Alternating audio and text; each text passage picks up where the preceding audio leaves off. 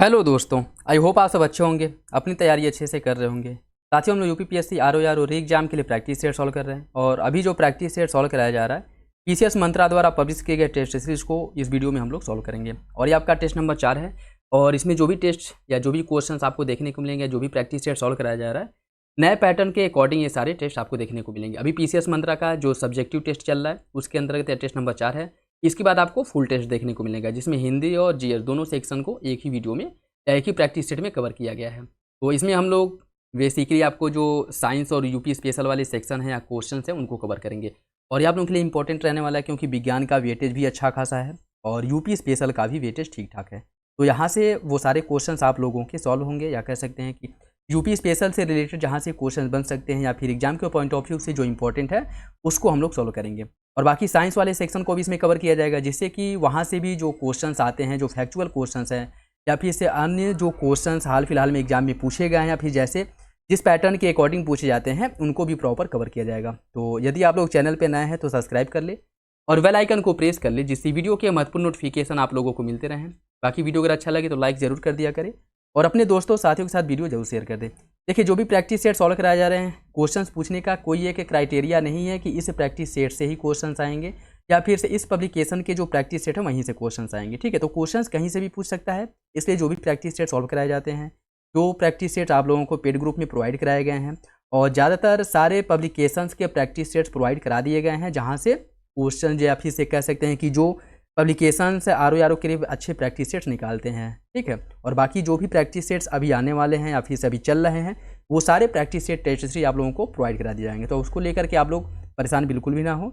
जो practice set आप लोगों को प्रोवाइड कराया गया है और जो ऐड है, और इतना प्रैक्टिस सेट उसमें ऐड है 150 160 70 के आसपास प्रैक्टिस सेट है, जितना आप लोग अगर बहुत अच्छे से कर लें तो फिर और कुछ करने की ज़रूरत ही नहीं है। आप लोगों को करना क्या है, बस आप लोग अपना नोट्स पढ़िए, बुक्स जो पढ़ रहे हैं उसको पढ़िए और उसके साथ साथ प्रैक्टिस सेट लगाते रहिए।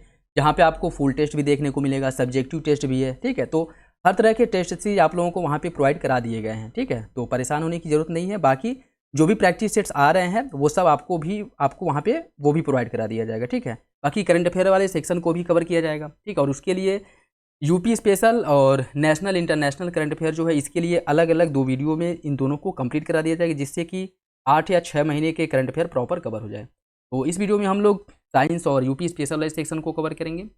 तो यदि आप लोग चैनल पर नए हैं तो सब्सक्राइब जरूर कर लें और देखिए, वीडियो अगर अच्छा लगे तो अपने दोस्तों साथियों के साथ जरूर शेयर कर दिया करें। और इसमें जो भी प्रैक्टिस सेट्स आप लोग अटेम्प्ट करते हैं, सॉल्व करते हैं, उसमें आंसर आप लोग पहले दिया करिए, उसी से ये करिए, आंसर पहले दिया करिए और लास्ट में एक बार सेल्फ एनालिसिस जरूर कर लिया करिए। एक बार देख जरूर लीजिए कि कहाँ से आप लोगों के क्वेश्चन सही हो रहे हैं, कहाँ से गलत हो रहे हैं, क्योंकि ये बहुत ज़्यादा ज़रूरी है।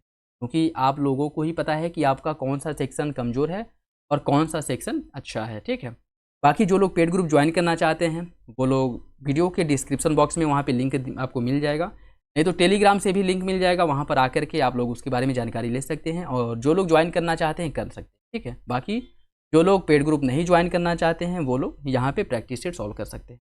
तो चलिए इसी के साथ वीडियो की शुरुआत करते हैं। क्वेश्चन नंबर फर्स्ट देखिए, निम्नलिखित में से कौन सुमेलित नहीं है? कुछ भौतिक राशियाँ दी गई हैं और इकाई, जैसे उष्मा का मात्रक जूल होता है, समतल कोण का मात्रक होता है स्टेरेडियन और ज्योति तीव्रता का कैंडेला होता है, विद्युत धारा का एम्पियर। इसमें बताना है कौन सा विकल्प गलत है। इसका हो जाएगा ऑप्शन बी। ऑप्शन बी इसका गलत है। ठीक है, देखिए स्टेरेडियन की अगर हम बात करें तो यह जो मात्रक है किसका है? यह घन कोण का मात्रक होता है। ठीक है, यह घन कोण का मात्रक, घन कोण का, ठीक, न कि समतल कोण का। तो इसका जो सही आंसर है वो हो जाएगा आपका ऑप्शन बी। ऑप्शन बी हो जाएगा। समतल कोण का जो मात्रक है वो क्या होता है? समतल कोण का जो मात्रक है वो रेडियन होता है। ठीक है, रेडियन, रेडियन। ठीक, समतल कोण का मात्रक होता है रेडियन, इसका सही आंसर भी हो जाएगा। बाकी उष्मा का जूल होता है, ज्योति तीव्रता का कैंडेला और विद्युत धारा का एम्पियर, इसका भी हो जाएगा। निम्नलिखित में से कौन सी राशि बीमा रहित राशि होती है? विकृति, आवेग, द्रव्यमान या फिर विभवांतर। इसका सही आंसर हो जाएगा ऑप्शन ए। ऑप्शन ए, विकृति की अगर हम बात करें, विकृति बीमा रहित राशि होती है जिसका कोई मात्रक नहीं होता है। विकृति की अगर हम बात करें, यह वस्तु की बीमा में आया या परिवर्तन मूल बीमा विकल्प में दिए गए अन्य मात्रक से अलग है। ठीक है, जैसे आवेग की बात करें, आवेग का मात्रक न्यूटन सेकेंड होता है। आवेग का जो मात्रक है वह न्यूटन सेकेंड होता है। ठीक, द्रव्यमान का जो मात्रक है यह किलोग्राम होता है। द्रव्यमान का मात्रक होता है किलोग्राम और विभवांतर का मात्रक होता है वोल्ट। विभवांतर का मात्रक वोल्ट होता है। इसका सही आंसर हो जाएगा विकृति का कोई भी मात्रक नहीं होता है, सही आंसर हो जाएगा। निम्नलिखित में से कौन सा इसमें सुमेलित नहीं है? क्यूसेक इसमें जो है कौन सुमेलित नहीं है? एक सेकेंड, इसमें ये नहीं, इसमें पूछना चाहिए सूची फर्स्ट को सूची सेकेंड से सुमेलित करना है ना, कि ये थोड़ी कि कौन सुमेलित नहीं है, ठीक है। इसे जो है आपको सूची फर्स्ट को सूची सेकेंड से सुमेलित करना है। क्यूसेक, क्यूसेक की अगर हम बात करें, क्यूसेक का मात्रक क्या होता है? क्यूसेक जो है आपका ये हो जाएगा जल की बहाव, जल का जो बहाव है इसको मात्रक इसको जो दूरी ज्ञात करने के लिए या फिर से इसका जो मात्रक होता है क्यूसेक होता है। डॉप्सन से क्या मापा जाता है? डॉप्सन जो है ओजोन परत की जो मोटाई है उसे मापने के लिए डॉप्सन का उपयोग करते हैं। नॉटिकल मील से हम नौवहन में प्रयुक्त दूरी को मापते हैं, नौ संचालन में प्रयुक्त दूरी को नॉटिकल मील से मापते हैं। और पारसेक से जो मापा जाता है वो मापा जाता है दूरी। इसका जो सही आंसर है वो हो जाएगा आपका 2, 3, 4, 1 ऑप्शन सी, ऑप्शन सी हो जाएगा, ठीक है। ऑप्शन सी इसका सही है। निम्नलिखित में से कौन इसमें से सही सुमेलित नहीं है? कुछ उपकरण दिए गए और प्रयोग, जैसे कैथेटोमीटर का प्रयोग ऊर्ध्वाधर ऊंचाई मापने के लिए किया जाता है, केस्कोग्राफ का वस्तुओं की आंतरिक एवं बाहरी व्यास को मापने के लिए, और विंड वेन का पवन की दिशा मापने के लिए, पिक्नोमीटर का द्रव्य के विशिष्ट गुरुत्व का मापन करने के लिए पिक्नोमीटर का उपयोग करते हैं। कौन इसमें से सही सुमेलित नहीं है ये आपको बताना है। इसका सही आंसर हो जाएगा ऑप्शन बी, केस्कोग्राफ। केस्कोग्राफ यह पौधों की वृद्धि को मापने वाला यंत्र होता है, ठीक है। केस्कोग्राफ से पौधों की वृद्धि मापी जाती है, न कि वस्तुओं की आंतरिक और बाहरी व्यास, ठीक। तो इसका जो सही आंसर है वो हो जाएगा ऑप्शन बी। बाकी वस्तुओं के आंतरिक और बाहरी व्यास को किसे मापा जाता है? वस्तुओं के आंतरिक और बाहरी व्यास को मापने के लिए कैलिपर्स का प्रयोग करते हैं, क्या? कैलिपर्स का, कैलिपर्स। इसका सही आंसर ऑप्शन बी हो जाएगा, ऑप्शन बी। निम्नलिखित में से किसके मापन के लिए गायरोस्कोप का प्रयोग करते हैं? वायुमंडल का दाब, हृदय गति, घूमती हुई वस्तुओं की गति को मापने के लिए, या फिर वायु का वेग मापने के लिए गायरोस्कोप का प्रयोग किसके मापने में किया जाता है? इसका सही आंसर सी हो जाएगा घूमती हुई वस्तुओं की गति को मापने के लिए गायरोस्कोप का उपयोग करते हैं। सही आंसर इसका सी हो जाएगा, ऑप्शन सी इसका सही है, ठीक है। घूमती हुई वस्तुओं की गति को मापने के लिए गायरोस्कोप का प्रयोग करते हैं, सही आंसर सी है, ठीक है। वायुमंडलीय दाब को मापा जाता है किससे? बैरोमीटर से। वायुमंडलीय दाब को बैरोमीटर से मापा जाता है, ठीक है। और हृदय की गति जो मापी जाती है वो कार्डियोग्राफ से मापी जाती है, ठीक है, कार्डियोग्राफ से। इसका सही आंसर सी हो जाएगा। यदि कोई वस्तु गतिमान है तो एक सीधी रेखा में ही निरंतर गतिमान रहने की प्रवृत्ति को क्या कहते हैं? जड़त्व, विस्थापन, संवेग या फिर आवेग।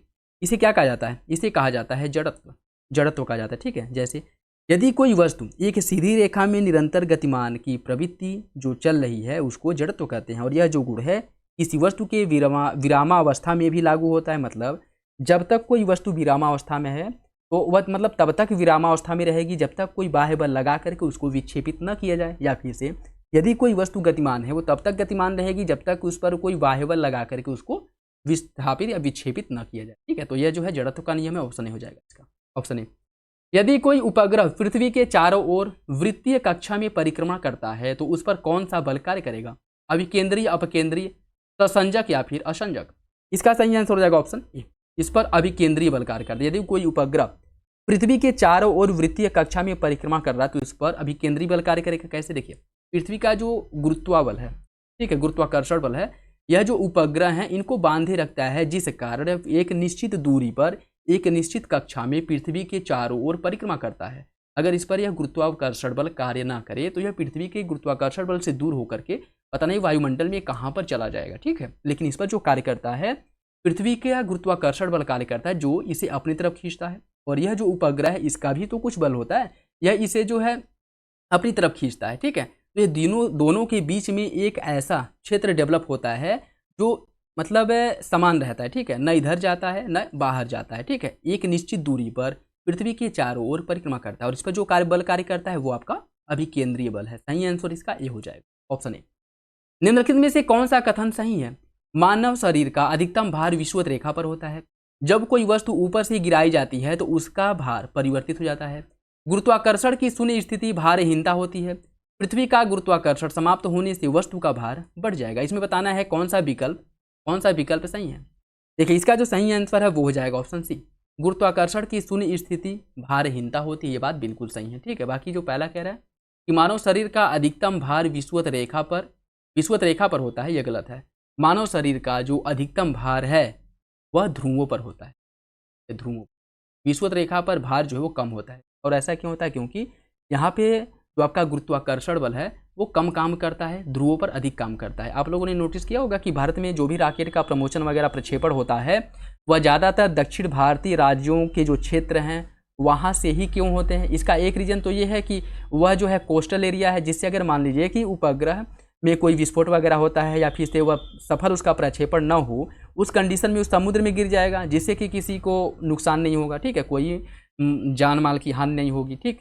एक और रीजन है कि विषुवत रेखा पर जो है कैसे विषुवत रेखा पर जो आपका गुरुत्वाकर्षण बल है, सॉरी गुरुत्वाकर्षण बल जो है वो विषुवत रेखा पर कम लगता है, जिस कारण जो बूस्ट है, जो थ्रस्ट का प्रयोग है वो कम करना पड़ता है। मतलब इसे ऊपर प्रक्षेपित करने के लिए बहुत ज़्यादा ऊर्जा की आवश्यकता नहीं होती है, ठीक है। और अगर इसी को ध्रुवों पर प्रक्षेपित किया जाए तो बहुत अधिक ऊपर उठाने के लिए, ऊपर प्रक्षेपित करने के लिए बहुत अधिक ऊर्जा की आवश्यकता होगी, ठीक है। इसी वजह है कि ज़्यादातर जो, और भारत ही नहीं विश्व में कहीं भी आप देखेंगे तो जो उपग्रहों का प्रक्षेपण होता है वह विषुवत रेखीय क्षेत्रों में ही होता है, ठीक है। जो रॉकेट लॉन्चर पैड वगैरह बनाए जाते हैं, ठीक। तो विषुवत रेखा पर जो गुरुत्वाकर्षण बल है वह क्या होता है? कम होता है, जिस कारण मानव शरीर का भार विषुवत रेखा पर कम और ध्रुवों पर अधिक देखने को मिलता है। ये बात बिल्कुल गलत है, ठीक। तो ये वाला गलत हो जाएगा। दूसरे में क्या कह रहा है कि जब कोई वस्तु ऊपर से गिराई जाती हो तो उसका भार परिवर्तित हो जाता है, ये गलत है, ठीक है, ये भी आपका गलत हो जाएगा। तीसरा सही है। और चौथा कह रहा है कि पृथ्वी पर गुरुत्वाकर्षण समाप्त होने से वस्तु का भार बढ़ जाएगा, ये गलत है। भार जो है कम हो जाएगा, न कि बढ़ जाएगा, ठीक है। सही आंसर क्या है? सही आंसर इसका सी हो जाएगा। सरल आवर्त गति करने वाला कोई पिंड जब अपनी गति की चरम स्थिति पर पहुंचता है तो उसकी गतिज ऊर्जा पर क्या प्रभाव पड़ेगा? बढ़ जाएगा, घट जाएगा, शून्य हो जाएगा या फिर कोई प्रभाव नहीं पड़ेगा? इसका सही आंसर क्या है? इसका जो सही आंसर है वो हो जाएगा ऑप्शन सी, शून्य हो जाएगा, ठीक है। जब कोई पिंड गति करते हुए अपने चरम स्थिति पर पहुंचता है तो उसकी गतिज ऊर्जा 0 हो जाती है। सही आंसर सी है। निम्नलिखित कथनों पर विचार कीजिए। रबड़ का यंग गुणांक स्टील की तुलना में अधिक होता है।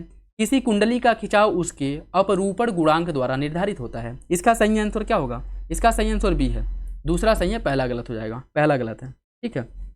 देखिए इसमें अगर हम बात करें, स्टील का जो यंग प्रत्यास्थता गुणांक है वह रबड़ की तुलना में अधिक होता है और अपरूपण प्रतिबल और संगत अपरूपण विकृति का जो अनुपात है किसी द्रव्य का अपरूपण गुणांक कहलाता है, ठीक है। और जब किसी कुंडली में खिंचाव होता है तो उसमें जो विकृति है वो उत्पन्न होती है और यही अपरूपण गुणांक का निर्धारण करता है, ठीक है।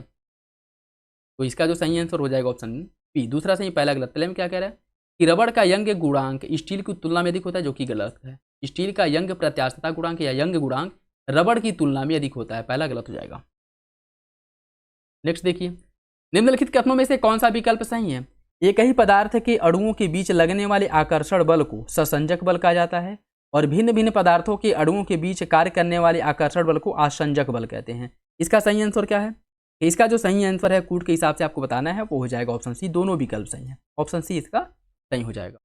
निम्नलिखित में से कौन सी घटना केशिकत्व के कारण नहीं होती है? मोमबत्ती के धागे से मोम का पिघल कर ऊपर चढ़ना, स्याही सोखते का कार्य करना, रिफिल वाले पेन से लिखना, सूती कपड़े पर जल की बूंद का फैल जाना। कौन सा विकल्प इसमें से गलत है? मतलब कौन केशिकत्व का कारण नहीं है? इसका सही आंसर हो जाएगा ऑप्शन सी, रिफिल वाले पेन से लिखना। यह जो है केशिकत्व के कारण नहीं होता है, ठीक है। रिफिल वाले पेन से लिखाई करना यह गुरुत्व के कारण संभव होता है, न कि केशिकत्व के। सही आंसर सी हो जाएगा। किस झील या तालाब में बर्फ जम जाने पर भी मछलियां जीवित रहती हैं? झील या तालाब में बर्फ के नीचे का जल का जो तापमान होता है 4 डिग्री सेल्सियस होता है। कौन सा विकल्प इसका सही? देखिए ये कथन है, ठीक है, ये कथन है कि किसी झील तालाब में बर्फ जम जाने पर भी मछलियां जीवित रहती हैं। कारण, झील या तालाब में बर्फ के नीचे जल का जो तापमान है 4 डिग्री सेल्सियस होता है। कौन सा विकल्प इसका सही होगा? इसका सही आंसर ऑप्शन नहीं हो जाएगा, ठीक है। देखिए ऊपर का जो सतह है ये तो बर्फ रहता है, लेकिन नीचे पानी रहता है, जिस कारण मछलियां या फिर अन्य जो समुद्री या जलीय जीव होते हैं वो यहाँ पे जीवित रहते हैं, न कि मरते हैं, ठीक है। तो पहला विकल्प आपका सही हो जाएगा। कथन और कारण दोनों सही हैं, आर्य की सही व्याख्या करता है। निम्नलिखित कथनों पर विचार कीजिए। अलग अलग माध्यम में भी प्रकाश की चाल समान होती है। माध्यम का अपवर्तनांक प्रकाश के चाल के समानुपाती होता है। सही आंसर क्या है? इसका सही आंसर डी हो जाएगा। पूछा है कौन सा विकल्प सही है, वो हो जाएगा ऑप्शन डी। दोनों विकल्प गलत है, ठीक है, दोनों विकल्प गलत है। देखिए अलग अलग माध्यम में प्रकाश की चाल जो है वो अलग अलग होती है, ठीक है, समान नहीं बल्कि अलग अलग होती है, अलग अलग होती है, ठीक। अलग अलग होती है। और प्रकाश की चाल उतनी अधिक, मतलब जैसे प्रकाश की जो चाल है जितना विरल होगा प्रकाश की चाल उतनी अधिक होगी। मतलब जैसे डेंसिटी अगर अधिक है तो प्रकाश की चाल कम होगी, डेंसिटी कम है तो प्रकाश की चाल अधिक होगी, ठीक है। और अधिक सघन होगा कब, जब प्रकाश की चाल उतनी ही कम होगी, जब सघनता अधिक होगी तो प्रकाश की चाल कम हो जाएगी। प्रकाश की जो चाल है यह सबसे अधिक निर्वात में होती है। प्रकाश की चाल माध्यम के अपवर्तनांक के व्युत्क्रमानुपाती होता है, न कि समानुपाती होता है, ठीक है। तो ये भी आपका गलत है, दोनों विकल्प गलत हैं, ऑप्शन डी हो जाएगा। जब प्रकाश के अपवर्तन की घटना होती है निम्नलिखित में से क्या अपरिवर्तित रहता है? प्रकाश की चाल, प्रकाश की तरंगदैर्ध्य, प्रकाश की आवृत्ति या फिर प्रकाश की तीव्रता। क्या इसमें से अपरिवर्तित रहता है? इसका सही आंसर सी हो जाएगा। प्रकाश की जो आवृत्ति है, जो फ्रीक्वेंसी है, यह अपरिवर्तित रहती है। सही आंसर इसका सी हो जाएगा। निम्नलिखित कथनों पर विचार कीजिए। प्रकाश के बैंगनी रंग का तरंगदैर्ध्य सबसे अधिक होता है और प्रकाश के लाल रंग का आवृत्ति सबसे कम होता है। कौन सा विकल्प इसमें से गलत है? इसका सही आंसर हो जाएगा ऑप्शन बी, दूसरा सही है, पहला गलत है।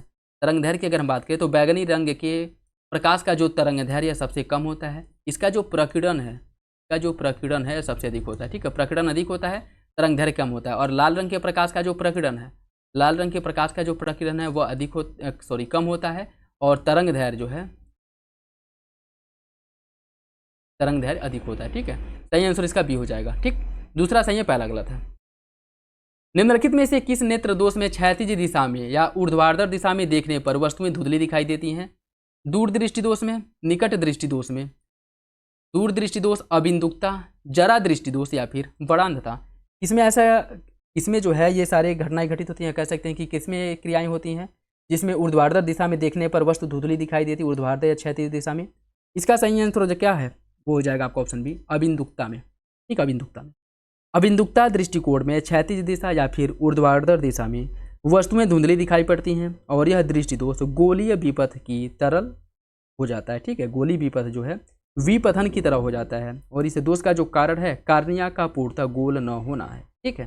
सही आंसर इसका बी हो जाएगा, अबिंदुकता। निम्नलिखित में से कौन सा विकल्प सही नहीं है? जब बर्फ पिघलता है तो आयतन बढ़ता है, गर्म करने से किसी पदार्थ के घनत्व में कमी होती है, डेजर्ट कूलर वाष्पन शीतलन के सिद्धांत पर कार्य करता है। इसमें बताना है कौन सा विकल्प सही नहीं है। कूट के हिसाब से आपको सही आंसर का चयन करना है। देखिए इसका जो सही आंसर है वो हो जाएगा ऑप्शन ए, पहला गलत है, बाकी दूसरा और तीसरा सही हो जाएगा। देखिए इसे आप कॉमन सेंस से क्वेश्चन सॉल्व कर सकते हैं। जैसे आपने सुना होगा कि ज़्यादा बर्फीले क्षेत्रों में जब बर्फ़ पड़ने लगता है तो पानी के जो पाइप होते हैं वो फट जाते हैं, ठीक है, पानी के पाइप फट जाते हैं। ऐसा क्यों होता है? क्योंकि पानी जो है जब बर्फ़ बनता है तो वो आयतन में क्या होता है, बढ़ता है, ठीक है, न कि जल बनने पर। जब बर्फ़ बनता है पानी तो वो आयतन में बढ़ता है, जिस कारण यह जिसमें रखा जाता है या फिर से जहाँ से प्रवाहित होता है, जैसे जो पाइप वगैरह हो गए, नल के पाइप हो गया या फिर से जो टोटी वगैरह के पाइप हो गए, वो क्या हो जाते हैं, फट जाते हैं, ठीक है। तो पहला आपका गलत हो जाएगा, दूसरा तीसरा सही है। वायुमंडल में आर्द्रता के बढ़ने पर वायु में ध्वनि के वेग पर क्या प्रभाव पड़ेगा? बढ़ जाएगा, घट जाएगा, पहले बढ़ेगा फिर घटेगा या फिर स्थिर रहेगा? इसका सही आंसर क्या है? इसका सही आंसर हो जाएगा ऑप्शन ए, यह बढ़ जाएगा, ठीक है। वायुमंडल में जब आर्द्रता में वृद्धि होती है तो ध्वनि का वेग बढ़ जाता है, जबकि आर्द्रता बढ़ने के साथ वायु के घनत्व में कमी आती है। इसका सही आंसर ए हो जाएगा। निम्नलिखित में से कौन सा कथन सही नहीं है? रडार में रेडियो तरंगों का उपयोग करते हैं, टीवी रिमोट कंट्रोल में अल्ट्रा वायलेट किरणों का प्रयोग किया जाता है, दूरसंचार में प्रयुक्त तरंगे माइक्रोवेव होती हैं और रात्रि दृष्टि उपकरण में अवरक्त किरणों का प्रयोग करते हैं। कौन सा विकल्प इसमें से गलत है? इसका सही आंसर बी हो जाएगा, option B. TV remote control में प्रयुक्त विद्युत चुंबकीय तरंगे अवरक्त किरणें होती हैं, न कि अल्ट्रा वायलेट, ठीक है, यूवी किरण नहीं बल्कि इसे जो है अवरक्त किरण।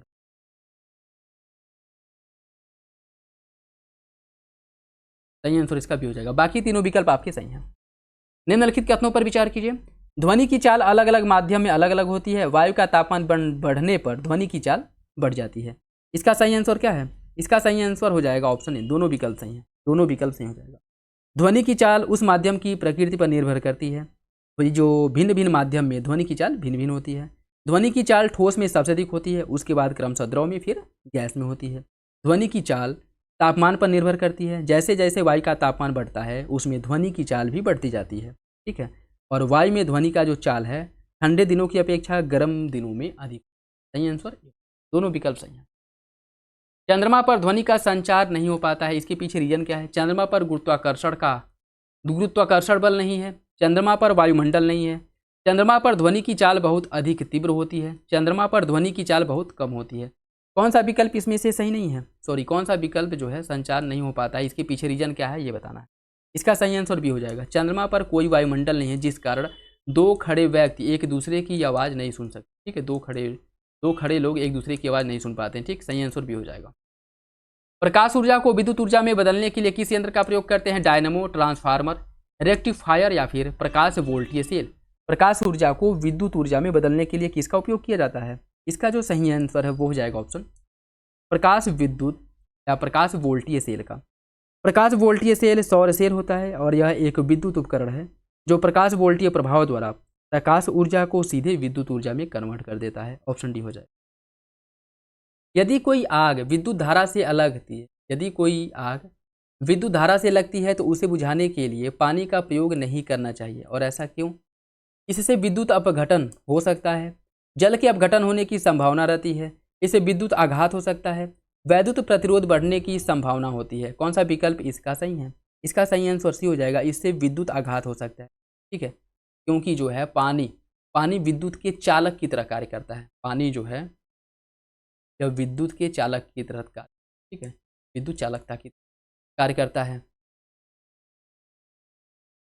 ठीक है, जिससे अगर मान लीजिए यह पानी विद्युत जिससे अगर आग लगा है और उसके संपर्क में आएगा तो जहाँ से पानी आ रहा है अगर कोई व्यक्ति फेंक रहा है तो वो उससे प्रभावित होगा। ठीक है, उससे जो है झटके लगने के चांसेस बहुत ज़्यादा होते हैं, मतलब ज़्यादा क्या कन्फर्म होता है कि उसे हो सकता है कि झटके लग जाएँ। ठीक है, यही वजह है कि अगर विद्युत या लाइट से बिजली से अगर आग लगी है तो उसको बुझाने के लिए पानी का प्रयोग नहीं किया जाता है। सही आंसर इसका सी हो जाएगा। औद्योगिक क्षेत्र में कितना डेसिबल ध्वनि अनुमान, औद्योगिक क्षेत्र में कितना डेसिबल ध्वनि अनुमान होता है, 60 डेसिबल, 55, 75 या फिर 80। इसका सही आंसर हो जाएगा option C 75 decibel. Option C इसका सही है, ऑप्शन सी। देखिए आवासीय क्षेत्रों में इसको देख लीजिए, यहाँ से क्वेश्चन आता है और इसके पहले भी क्वेश्चन यहाँ से पूछे गए हैं। ठीक है, आवासीय क्षेत्रों में जो डेसिबल है दिन के समय में 55 डेसिबल होना चाहिए और रात में 45 डेसिबल होना चाहिए। शांत क्षेत्र में जो दिन के में डेसिबल है वो 50 होना चाहिए और रात में 40 होना चाहिए। व्यापारिक क्षेत्रों में दिन में 65 और रात में 55 डेसिबल होना चाहिए। ठीक है, और इसमें अगर औद्योगिक क्षेत्र की बात करें तो यहाँ पर दिन में होना चाहिए 75 डेसिबल और रात में होना चाहिए 70 डेसिबल। ठीक, सही आंसर इसका सी हो जाएगा, ऑप्शन सी। ऐसे ठोस पदार्थ जो उच्च तापमान पर विद्युत का संचालन करते हैं, संचालन करते हैं लेकिन निम्न तापमान पर नहीं, उन्हें क्या कहा जाता है, सुपर चालक, धातु चालक, अर्धचालक या फिर अचालक। इन्हें कहा जाता है अर्धचालक। ऑप्शन सी हो जाएगा, अर्धचालक। या ऐसे ठोस पदार्थ होते हैं जो तापमान पर विद्युत का संचालन करते हैं लेकिन निम्न तापमान पर नहीं करते हैं। ठीक है, जैसे तापमान में वृद्धि की जाएगी इनकी चालकता भी बढ़ती जाएगी और तापमान में जैसे कमी होगी इनकी चालकता भी कम होती जाती है। ठीक है, ये अर्धचालक के गुण हैं। सही आंसर सी हो जाएगा। निम्नलिखित में से किस विकिरण का प्रयोग मांसपेशियों के दर्द को ठीक करने के लिए किया जाता है, माइक्रोवेव, अवरक्त किरण, परावैंगनी या फिर एक्सरे। इसका सही आंसर क्या है, इसका जो सही आंसर वो हो जाएगा ऑप्शन बी, अवरक्त किरणों का प्रयोग करते हैं। ऑप्शन बी इसका सही है, ऑप्शन बी।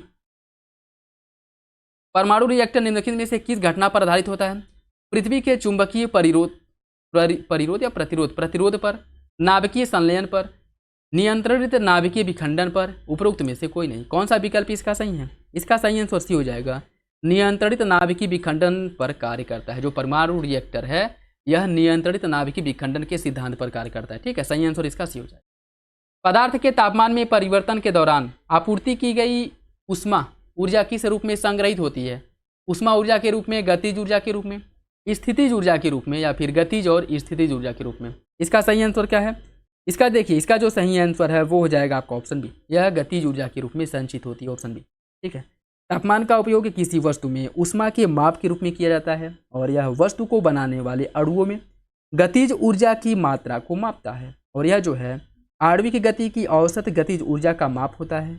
ऊष्मा ऊर्जा का एक रूप है जिसे ऊष्मा स्रोत से अणुओं में स्थानांतरित किया जा सकता है। इसके साथ साथ यह ऊष्मा से गति में अपना रूप भी बदल सकता है और जिन अणुओं को अतिरिक्त ऊर्जा मिलती है उनकी जो आवृत्ति होती है उन अणुओं की तुलना में अधिक होती है जिन्हें अतिरिक्त ऊर्जा नहीं मिली है। ठीक है, सही आंसर भी हो जाएगा। निम्नलिखित में से किसमें निम्न तापी इंजन का प्रयोग किया जाता है, निम्न तापमापी इंजन का प्रयोग किसमें करते हैं, रॉकेट प्रौद्योगिकी, रेफ्रिजरेटर, सोनार या फिर प्रकाश वैद्युत सेल। इसका जो सही आंसर है वो हो जाएगा ऑप्शन ए, रॉकेट प्रौद्योगिकी में। ठीक है, इसे जो है इसलिए वजह है कि इसे क्रायोजेनिक इंजन कहा जाता है। ऑप्शन ए, ठीक है, ऑप्शन ए, ऑप्शन ए इसका सही है। निम्नलिखित में से किसका प्रयोग कागज की ब्लीचिंग विरंजन में किया जाता है? Ammonium nitrate, hydrogen peroxide, sodium benzoate या फिर कैल्शियम कार्बोनेट। इसका सही आंसर हो जाएगा option B, hydrogen peroxide, hydrogen peroxide, ठीक है। देखिए ये अगर हम बात करिए कागज की ब्लीचिंग करने के लिए, कागज की ब्लीचिंग करने के लिए कई तरह के रसायन और प्रक्रियाओं का प्रयोग किया जाता है, जिसमें हाइड्रोजन परऑक्साइड और क्लोरीन सबसे महत्वपूर्ण है, ठीक है। तो हाइड्रोजन परऑक्साइड के साथ साथ क्लोरीन का भी उपयोग किया जाता है, ये भी याद रखिएगा, ठीक है। क्लोरीन का भी उपयोग इसमें किया जाता है, क्लोरीन का भी उपयोग किया जाता है। ऑप्शन बी इसका सही हो जाएगा। प्राकृतिक रूप से पाए जाने वाला सबसे भारी तत्व कौन सा है? यूरेनियम, हाइड्रोजन, पारा या फिर ऑस्मियम। इसका जो सही आंसर वो हो जाएगा ऑप्शन ए, यूरेनियम, यूरेनियम। देखिए अभी तक प्राप्त किया गया सबसे भारी जो तत्व है परमाणु संख्या 118 के साथ यूनोटिक्टियम है, यूनोक्टियम, ठीक है, यूनोक्टियम है, जिसे आर्गेसन भी कहा जाता है, ठीक है, यूनोक्टियम या फिर आर्गेसन।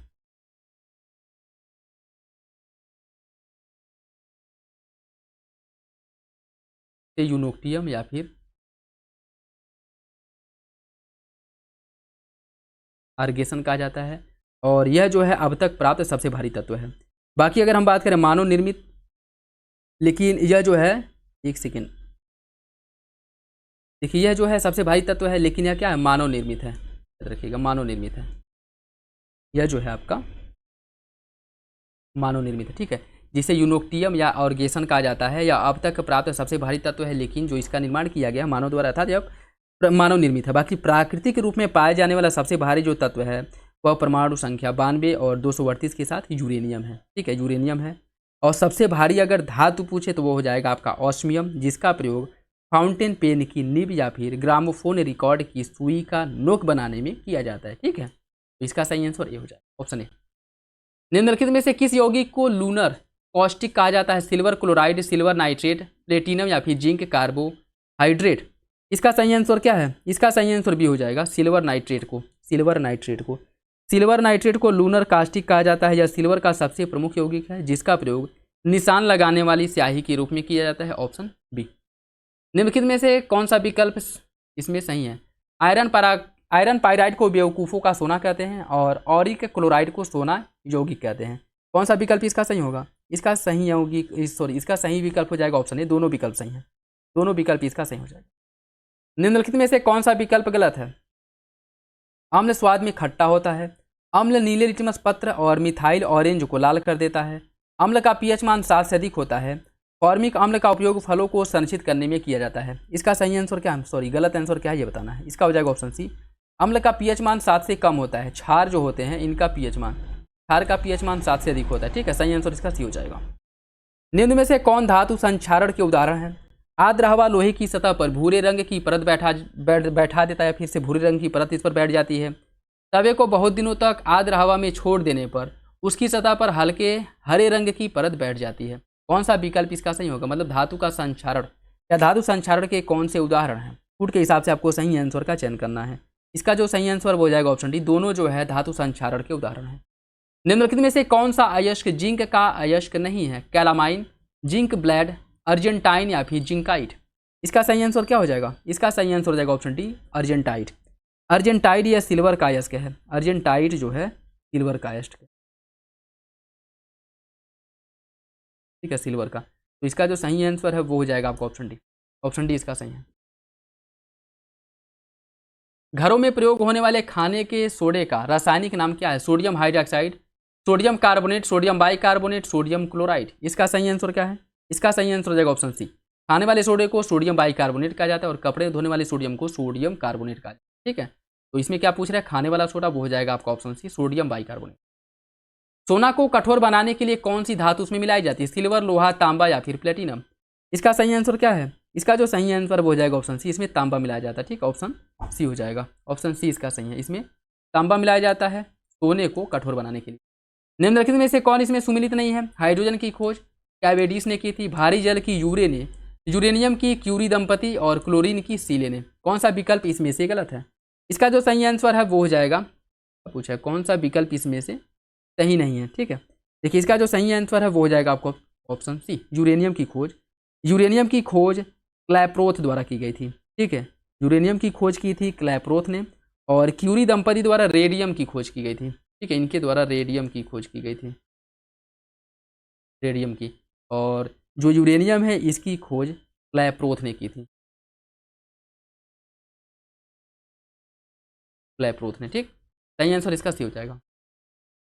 घरों में प्रयोग होने वाले नॉन स्टिक कुकिंग बर्तन में किसका लेपन या किसका प्रयोग किया जाता है?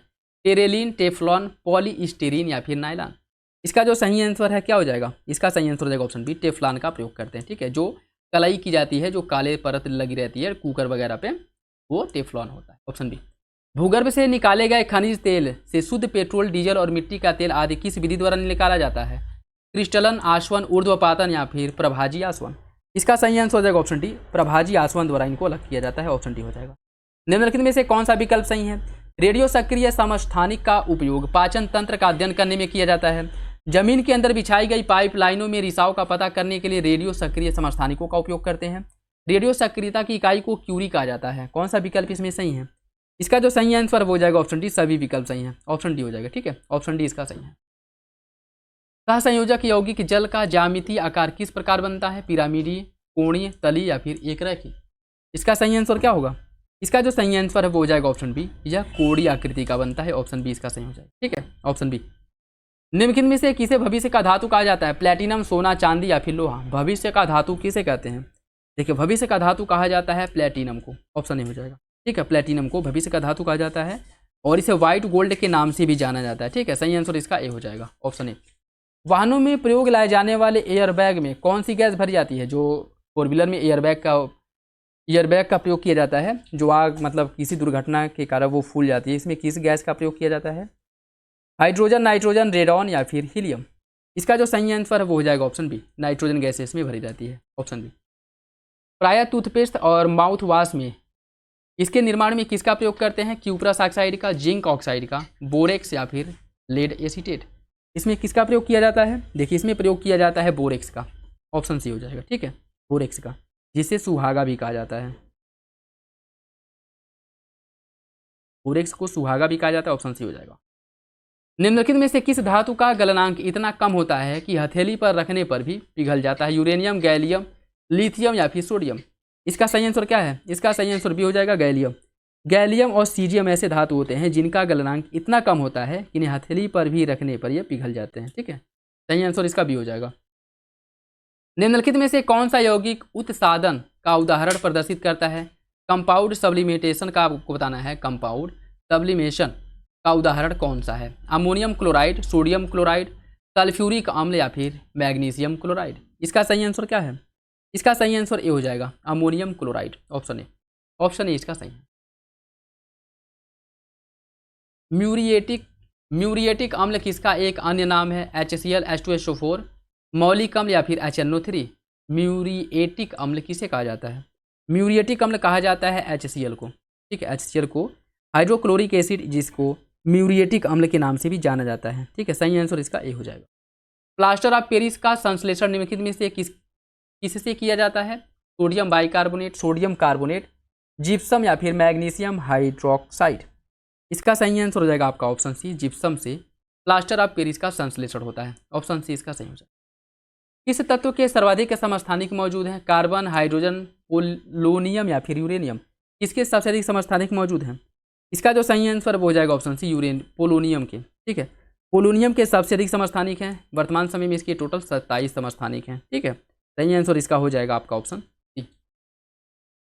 निम्नलिखित में से कौन सा कार्बनिक पदार्थ पृथ्वी पर सर्वाधिक मात्रा में पाया जाता है? सेलुलोज, ग्लाइकोजन, यूरिया या फिर कोयला। इसका सही आंसर क्या है? इसका सही आंसर हो जाएगा ऑप्शन ए, सेलुलोज। जो पादप वगैरह हैं, पादपों में सेलुलोज ही तो पाया जाता है।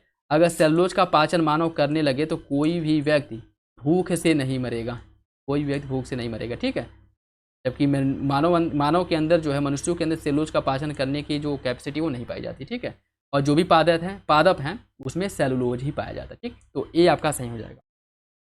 निम्नलिखित में से किस अल्कोहलीय पेय पदार्थ में अल्कोहल की मात्रा सबसे अधिक होती है? विस्की, ब्रांडी, रम या फिर शैंपेन। इसमें अल्कोहल की मात्रा सबसे अधिक होती है। इसका जो सही आंसर है वो हो जाएगा ऑप्शन सी, रम में जो अल्कोहल की मात्रा है वो सबसे अधिक होती है। ठीक है, देखिए विस्की में अगर हम बात करें, इसमें जो अल्कोहल की मात्रा है 40 से लेकर के 50% तक होती है, ठीक है। ब्रांडी में अल्कोहल की मात्रा इसमें भी 40 से 50% के बीच होती है, इसमें भी 40-50% के बीच में। रम की अगर हम बात करें, इसमें जो है 45 से लेकर के 55% तक अल्कोहल होता है, और शैंपेन में 10 से 15% तक अल्कोहल होता है, ठीक है। तो इसका जो सही आंसर है वो हो जाएगा ऑप्शन सी, रम। निम्नलिखित में से कौन निश्चेतक के रूप में प्रयोग किया जाता है? किसका प्रयोग निश्चेतक के रूप में करते हैं? Sulphonyl, di ethyl ether, cocaine, nitrous oxide या फिर उपरोक्त में से सभी? इसका सही आंसर डी हो जाएगा, उपरोक्त में से सभी। इन सभी का प्रयोग निश्चेतक के रूप में किया जाता है, ऑप्शन डी हो जाएगा। पिक्रिक अम्ल एक प्रचंड विस्फोटक है, निम्नलिखित में से इसका अन्य नाम क्या है? टीएनटी, टीएनजी, टीएनपी या फिर आरडीएक्स? इसको पिक्रिक अम्ल के नाम से भी जाना जाता है, आपको बताना है।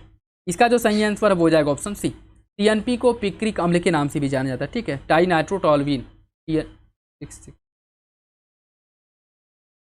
ठीक, हाँ, टीएनपी जो है, टीएनपी को जिसे टाइनाइट्रोफिनॉल कहा जाता है, इसको पिक्रिक अम्ल के नाम से भी जाना जाता है, ऑप्शन सी हो जाएगा, ठीक है। बाकी टीएनटी टाइनाइट्रोटोल्यूइन इसे कहा जाता है।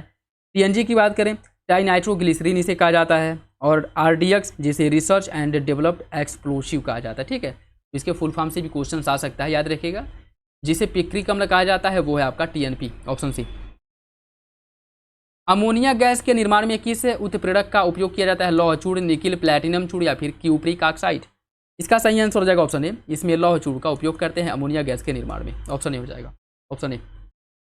निम्नलिखित में से कौन कैल्शियम का अयस्क नहीं है? फ्लोरिस्पार, फॉस्फोराइड, जिप्सम या फिर तिरुसाइड? कौन इसमें से कैल्शियम का अयस्क नहीं है?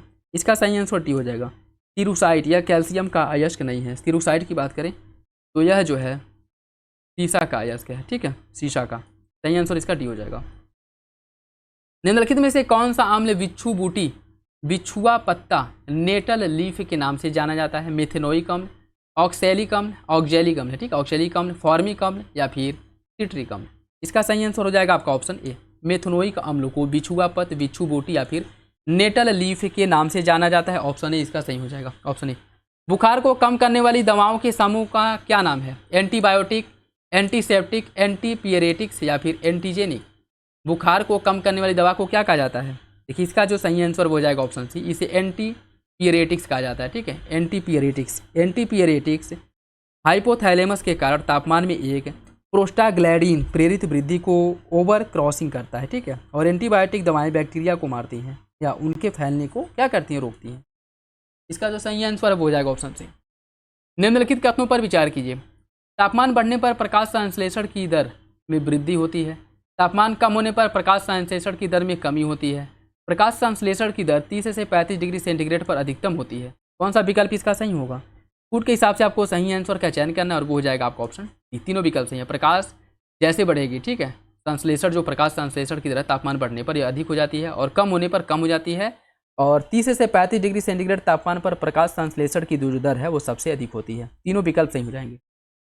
मानव रक्त में अम्लीयता बढ़ने से हृदय की गति पर क्या प्रभाव पड़ेगा? मानव रक्त में अगर अम्लीयता बढ़ जाए तो उसका हृदय की गति पर क्या प्रभाव पड़ेगा? इससे जो है हृदय की गति बढ़ जाएगी, ऑप्शन ए हो जाएगा, हृदय की गति इससे बढ़ जाएगी।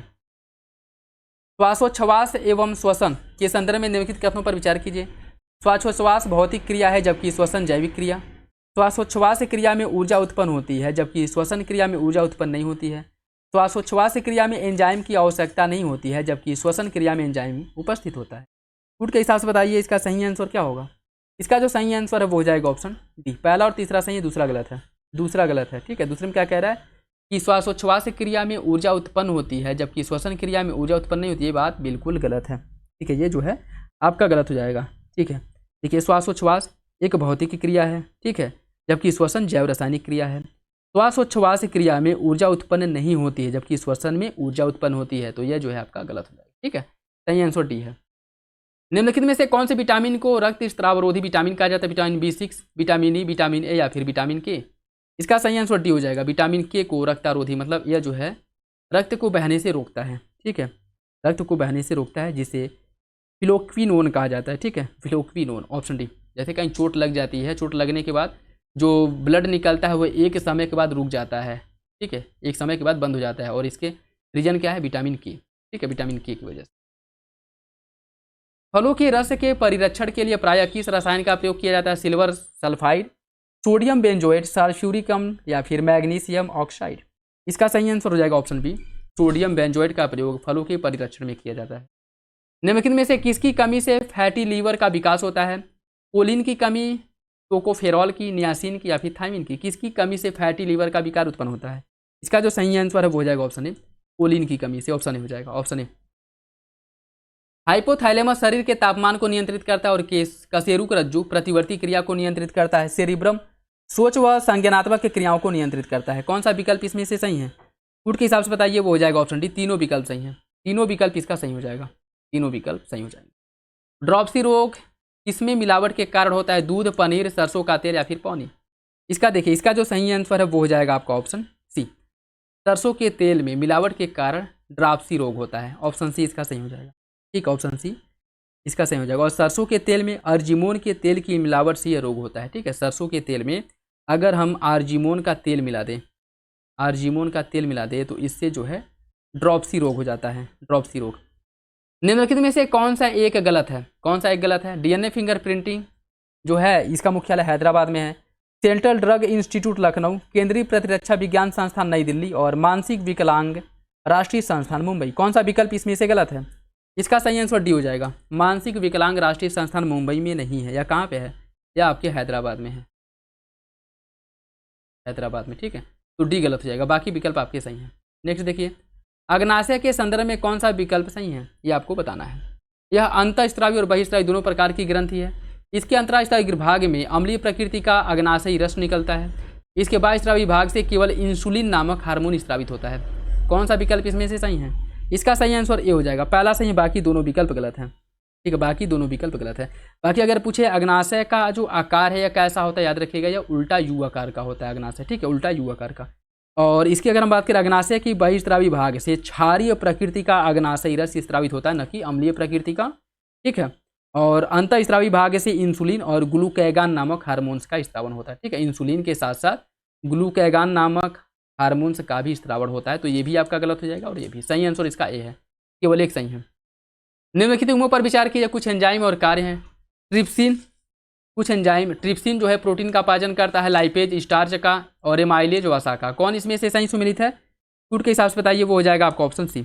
इसका सही आंसर ऑप्शन सी हो जाएगा, केवल एक सही है, ठीक है, केवल एक सही है। लाइपेज वसा को वसीय अम्ल और ग्लिसरॉल में परिवर्तित करता है। लाइपेज वसा को वसीय अम्ल और ग्लिसरॉल में परिवर्तित करने वाला वसा वाला एंजाइम्स है। एमाइलेज या पॉलीसैकेराइड स्टार्च का पाचन करता है, ठीक है। एमाइलेज पॉलीसैकेराइड स्टार्च का पाचन करता है। और लाइपेज जो है यह वसा को वसीय अम्ल में कन्वर्ट करता है, अर्थात ग्लिसरॉल में परिवर्तित करता है। पहला सही है, बाकी दोनों विकल्प गलत हैं। हीमोफीलिया के बारे में कौन सा विकल्प सही है? यह रोग का संचार नर संतति को अप्रभावित नारी के द्वारा होता है। इस रोग में रोगी के शरीर पर छोटी सी चोट में भी रक्त निकलना बंद नहीं होता। इसका सही आंसर क्या है? इसका सही आंसर सी हो जाएगा, दोनों विकल्प सही हो जाएंगे, ठीक है, दोनों विकल्प इसके सही हैं।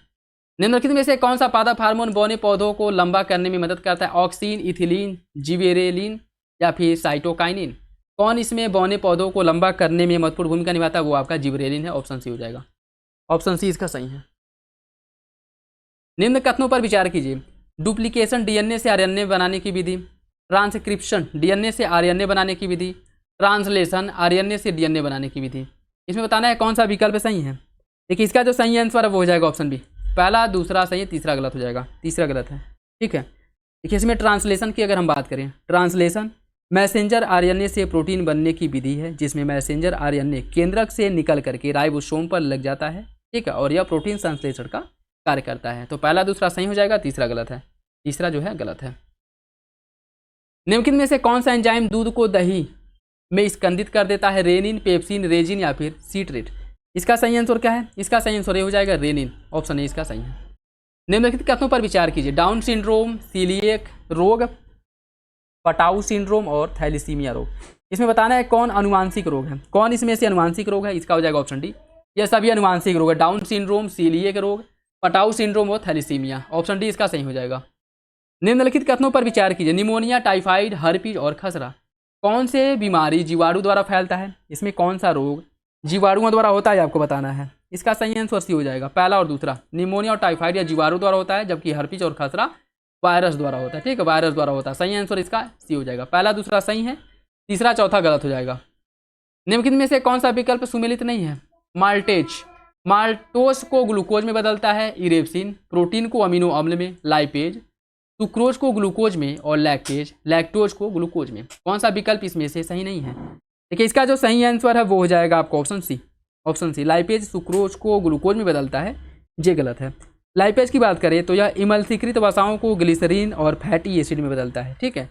सुक्रोज को ग्लूकोज में सुक्रेज एंजाइम बदलता है, इसका सही आंसर सी हो जाएगा।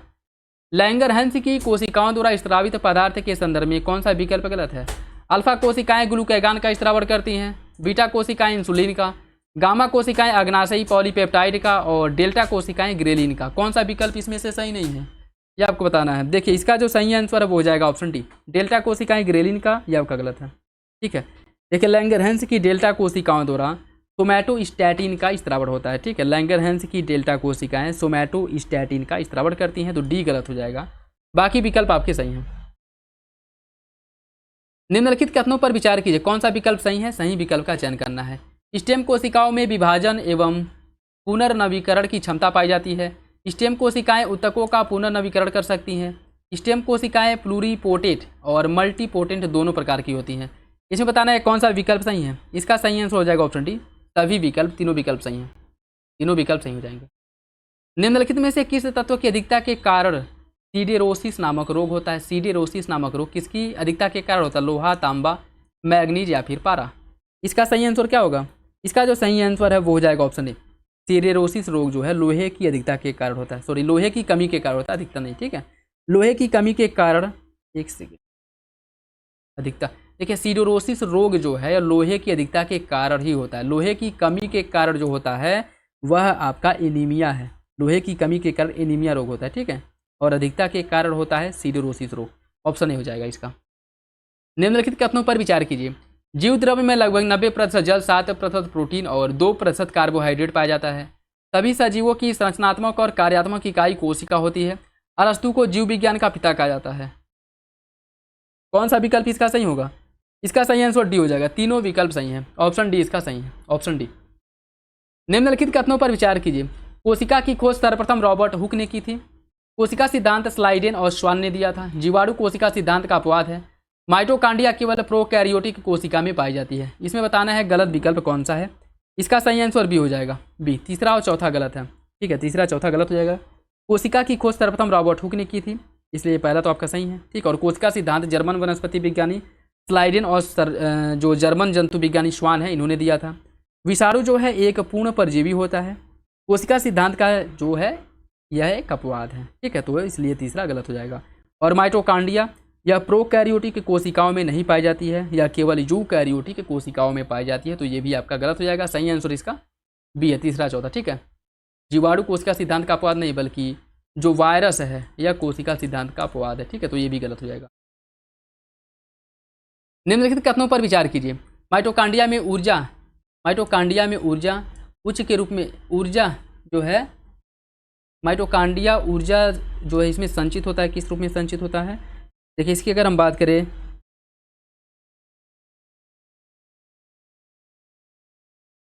माइटोकांड्रिया ऊर्जा के रूप में संचित होता है, ठीक है। लवक कोशिका में पाए जाने वाले सबसे बड़े अंगक होते हैं। राइबोसोम प्रोटीन संश्लेषण में सहायक होता है, और लाइसोसोम आत्महत्या की थैली कहा जाता है इसे। कौन सा विकल्प इसका सही है? इसका सही आंसर डी हो जाएगा। चारों विकल्प इसके सही हैं, चारों विकल्प सही हैं। केंद्रक कोशिका का नियंत्रण केंद्र होता है। डीएनए केवल केंद्रक में पाया जाता है। इसका सही आंसर क्या है? इसका पूछा है गलत, वो हो जाएगा ऑप्शन बी। दूसरा गलत है, बाकी पहला सही हो जाएगा, ठीक है। केंद्रक कोशिका का नियंत्रण केंद्रक होता है, बात बिल्कुल सही है। और केंद्रक में क्रोमोसोम और जीन ये दोनों उपस्थित होते हैं, ठीक है, दोनों उपस्थित होते हैं। और इसके साथ साथ अगर हम बात करें, डीएनए एक न्यूक्लिक एसिड है जो प्रोटीन के साथ मिलकर के क्रोमोसोम का निर्माण करता है। डीएनए की कुछ मात्रा केंद्रक के आंतरिक माइटोकांड्रिया और क्लोरोप्लास्ट में भी पाई जाती हैं, तो दूसरा जो है गलत हो जाएगा।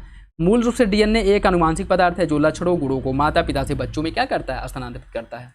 दूसरा गलत है, पहला सही। निम्नलिखित में से कौन एक पाचन एंजाइम नहीं है? पेप्सिन, रेनिन, इंसुलिन या फिर एमाइलेज। इसका सही आंसर सी हो जाएगा, इंसुलिन। यह पाचक एंजाइम नहीं है, ठीक है, इंसुलिन पाचक एंजाइम नहीं है। इंसुलिन का मुख्य कार्य शरीर में शुगर की मात्रा को नियंत्रित करना होता है, ऑप्शन सी। निम्नलिखित में से कौन एक जैविक उत्प्रेरक, किसे जैविक उत्प्रेरक के रूप में जाना जाता है? अमीनो अम्ल, एंजाइम, नाइट्रोजन यौगिक और फिर कार्बोहाइड्रेट। कौन सा विकल्प इसका सही है? इसका सही आंसर बी हो जाएगा। एंजाइम्स को जैविक उत्प्रेरक के रूप में जाना जाता है या नाम से जाना जाता है, ऑप्शन बी। मेटाकार्पल्स नामक हड्डी का संबंध किससे है? हाथ से, पैर से, सिर से या फिर कूल्हे से? इसका सही आंसर ये हो जाएगा, हाथों में पाया जाता है मेटाकार्पल्स, ऑप्शन ये हो जाएगा। मानव शरीर में कैल्शियम संतुलन और अस्थियों में कैल्शियम की मात्रा नियंत्रित करने वाला ग्रंथि है पैराथायराइड, पीयूष ग्रंथि, एड्रीनल या फिर अग्नाशय? इसका सही आंसर हो जाएगा ऑप्शन ए पैराथायराइड। ठीक है, मानव शरीर में कैल्शियम संतुलन और अस्थियों में कैल्शियम की मात्रा को नियंत्रित करने वाली ग्रंथि पैराथायराइड है, ऑप्शन ए। रुधिर वाहिका से निकाले गए रुधिर को जमने से बचाने के लिए उसमें क्या मिलाया जाता है?